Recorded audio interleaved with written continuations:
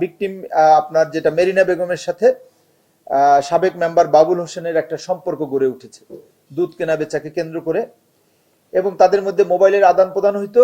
উভয়ই কিন্তু একটা বয়সের, সেও ভদ্র মহিলার বয়সও আপনার 40+ এবং আর এর বয়স হচ্ছে 49, এবং সম্পর্ক যখন খুব গভীর হয়ে যায় তখন মেরিনা বেগম তাকে বিয়ের জন্য প্রচন্ড চাপ দিচ্ছে এবং বলে যে তুমি আমাকে বিয়ে না করলে আমি আত্মহত্যা করব। তখন এই মেম্বার তাকে বলে যে ঠিক আছে, আমি আগামী 16 তারিখ তোমাকে বিয়ে করব।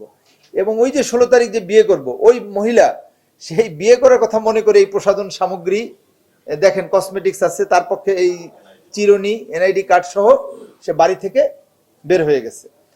আর এর মধ্যে ওই সাবেক মেম্বার তার ওই 4 জনকে নিয়ে সে আবার পরিকল্পনা আঁটতে থাকে যে তাকে কিভাবে দুনিয়া থেকে সরিয়ে দিবে। সেই মোতাবেক 16 তারিখ দুপুরবেলা মেরিনা বেগম বাড়ি থেকে বের হয়ে যায়। আর এর মধ্যে আপনার আসামি বাবুল, তারেক সহ বাকি 2 জন এই মেরিনাকে নেওয়ার জন্য তারা শাহপুর ইউনিয়নে পাঠায় এবং এই শাহপুরে পাঠায় এবং শাহপুর থেকে ডিসিস্ট মেরিনাকে আপনার অগ্রাধিগুন বাজারে রাত্রি আনুমানিক 10 ঘটিকার সময় নিয়ে আসে অটোতে করে, এবং ওরা 2 জন আসে হচ্ছে মোটরসাইকেল যোগে, মানে বাবুল। এরপরে আসার পর তারা জনৈক নুরুজ্জামানের দোকান থেকে তারা 3 লিটার পেট্রোল কিনে, এবং 3 লিটার পেট্রোলের মধ্যে 2 লিটার পেট্রোল তারা মোটরসাইকেলে ভরে এবং অবশিষ্ট 1 লিটার পেট্রোল এই যে দেখছেন এই বোতলের মধ্যে রাখে। তার মানে এটা টোটালি প্রি প্ল্যান ছিল।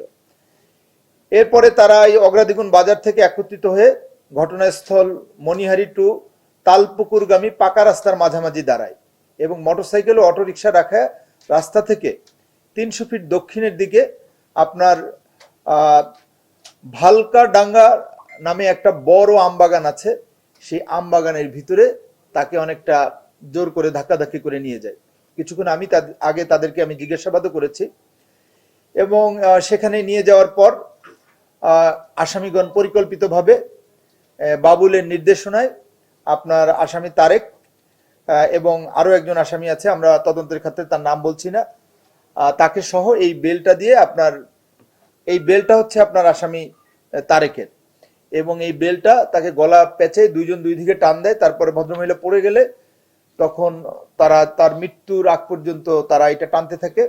এক পর্যায়ে তারা যখন মনে করে যে এরা মরে গেছে, তখন আশেপাশের আপনার খড়কুটো মানে পাতা এগুলি তাদেরকে বলে সংগ্রহ করে এবং এই বাবুল মেম্বার সে ওই পেট্রোলগুলো মহিলার গায়ে ছিটাই দেয় এবং আপনার এক পর্যায়ে আপনার থেকে গ্যাস লাইট দিয়ে সেখানে আগুন ধরায় দেয়।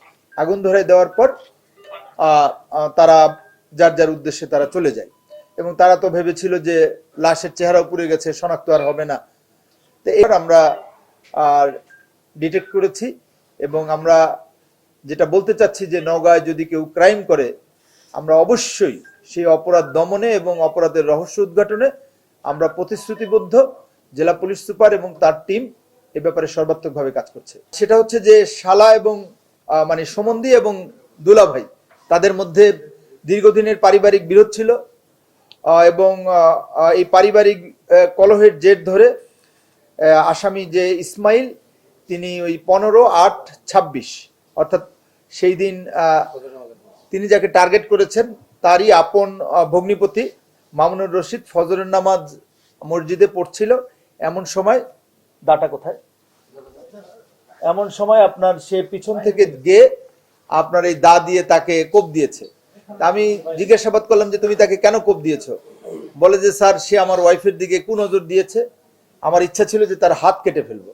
তা সে যখন মাথা ঘুরায় ফেলছে, তার মাথায় কোপ লেগেছে এবং তাকে হাসপাতালে নেওয়ার পর এটা সে 18 তারিখ রাজশাহী মেডিকেল কলেজে আপনার 11টার সময় মারা যায়। তারপর থেকেই ইসমাইল পলাতক আছে, এবং পলাতক থাকার পর আমরা গতকালকে একটা র্যাপিড অভিযান করে মহাদেবপুর থানা থেকে আমরা আসামিকে গ্রেফতার করি। আসামিও আমাদের কাছে স্বীকার করেছে যে এই পারিবারিক বিরোধের জোর ধরেই সে তার আপন ভগ্নিপতি মামুনুর রশিদকে হত্যা করেছে।